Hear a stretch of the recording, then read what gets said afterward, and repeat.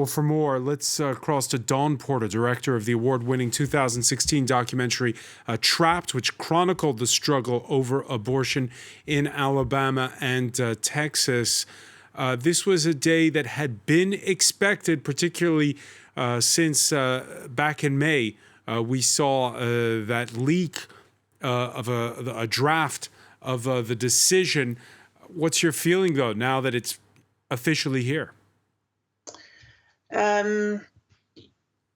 I think that anyone who's paid attention to this fight for so long, this was somewhat expected, and yet it's a very heavy day.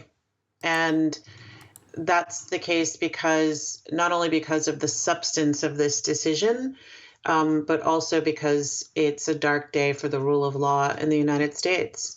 I think it's as serious as that. I think the implications for the credibility of the court are so far-reaching that we are going to be parsing this decision for a long time.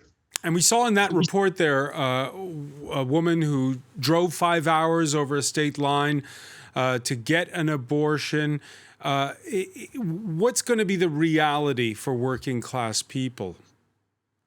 We're already seeing the reality. When Texas implemented its law, which is essentially a bounty on any woman or doctor or any person who assists in a woman getting an abortion after 6 weeks or after fetal activity is detected.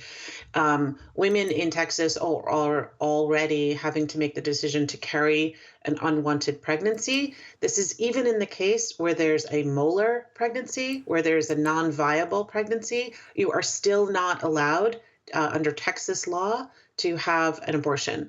There are what we call trigger laws in the United States, which means as of today, there are more than 13 states where abortion automatically becomes illegal. This is a very, very grim circumstance for women in more of half of the entire United States. It is appalling.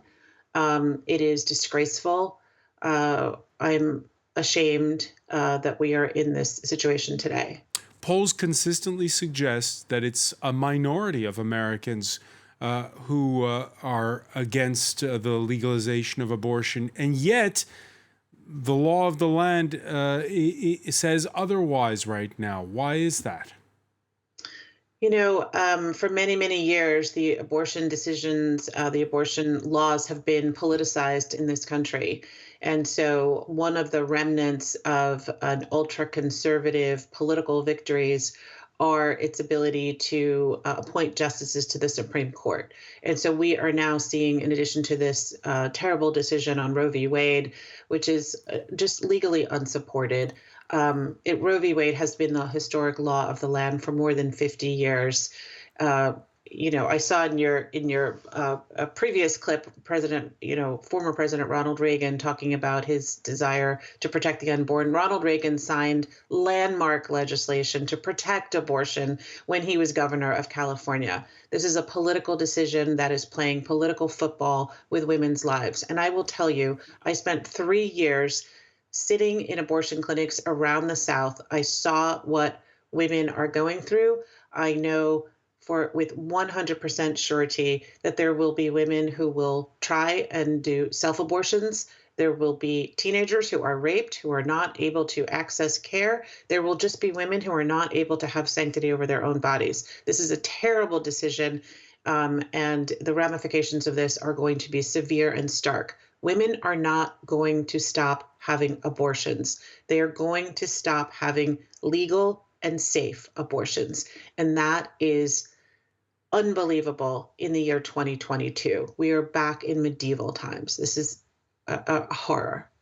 And this will also increase, you might say, the gap in the United States between states that espouse more liberal values and those more conservative values. What are we headed to? More than just a culture war, but a breaking apart of the United States? I think the United States politically is already so divided, and this is really not going to help. I just was quickly reading the opinion Justice Thomas, in his writing, calls for the United States to also reevaluate laws protecting contraception, and any other laws that are based on what we call substantive due process. The floodgates are open for a war against people's bodily integrity and privacy rights in this country. On the other side of the coin, there are those reacting. We're seeing one airline company, Alaska Airways, offering its staff the ability to be able to travel for, quote, medical procedures. Your reaction to that?